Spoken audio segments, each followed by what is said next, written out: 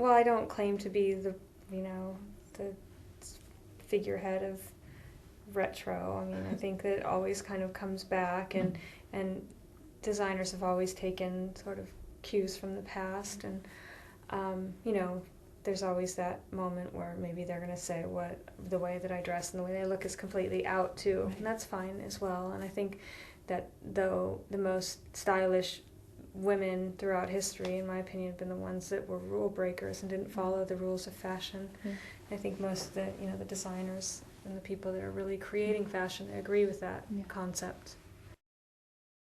I'm usually about 12 inches shorter than the rest of the girls. It's always a little bit funny to be down here and they're all up there. But I'm never really nervous. You know, it just always feels a little funny to be like the smallest one in the group. But it's, you know, it's like a dream come true, because I've always been a fan of fashion and a fan of the runway. But I think it has a lot to do really with burlesque in a way, because, you know, the catwalk was invented in burlesque, not in fashion. It was invented in America for the burlesque theaters, and so I feel like it's very similar to what I do. Taking a walk down that catwalk is very burlesque.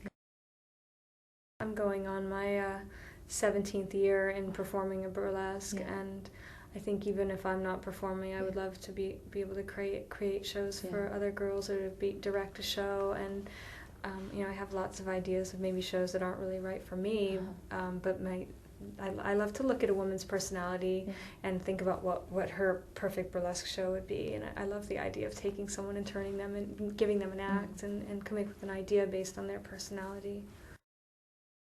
I remember when I was a little girl watching old movies, and I remember seeing, you know, my favorite movies were about showgirls. They were about, you know, films with Betty Grable, and she was always a showgirl, or Marilyn Monroe, and I loved the lingerie, and I loved seeing them dress and undress and lacing corsets backstage, and I loved, you know, the movies that were made in the 1940s that were meant to be the turn of the century, you know, period films in that time.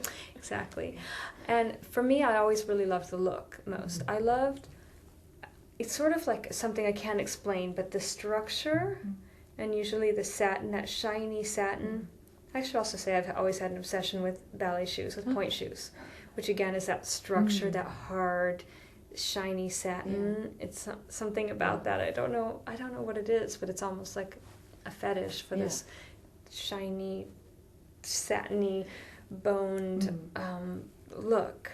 And of course I always liked also the way that it, you know, exaggerates the feminine form, and it always seemed like the ultimate lingerie piece. And I've been obsessed with lingerie from a very young age. I mean, my first job was working in a lingerie store, and I've always loved lingerie, and to me that's like the ultimate lingerie piece. That is the holy grail of lingerie. You know, stockings and garter belts are really halfway there, but a corset is really the most unattainable piece of lingerie, or was at one time. When I was 15 working in a lingerie store, this is in the 80s, and I dreamt of a corset, and it was impossible to find. It was impossible at that time to find, and someone once finally told me where I could find one, and I wandered into this little shop that turned out to be a fetish store, and so there I am, like 17 years old, in this hardcore fetish shop that I drove miles to get to, and it was really opened up a whole new world for me,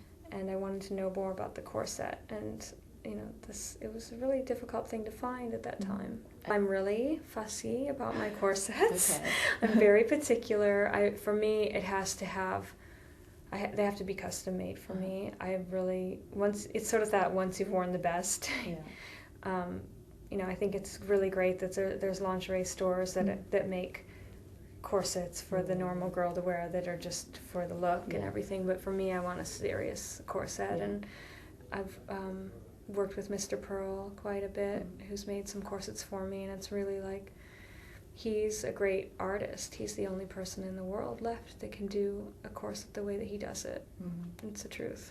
Cool. And he's a treasure. And you know, there's only a few different corset makers that make corsets for me that fit the way that I like them to, that give me the reduction that I like, and that really understand the way corsets really were made. And is that the main aim, to get down as small as you can, or is it? Well, it's that, but it's also about knowing which I'm very particular about how I don't want my ribs pulled in. Yeah. I want my waist pulled in. Yeah. I want my hips to stay where they are. I'm really particular about, and I think most corset aficionados feel that way. There's a way they want to wear their corset and how they want it cut, which is why I never really buy off the rack. Yeah. Someone has to make it for me.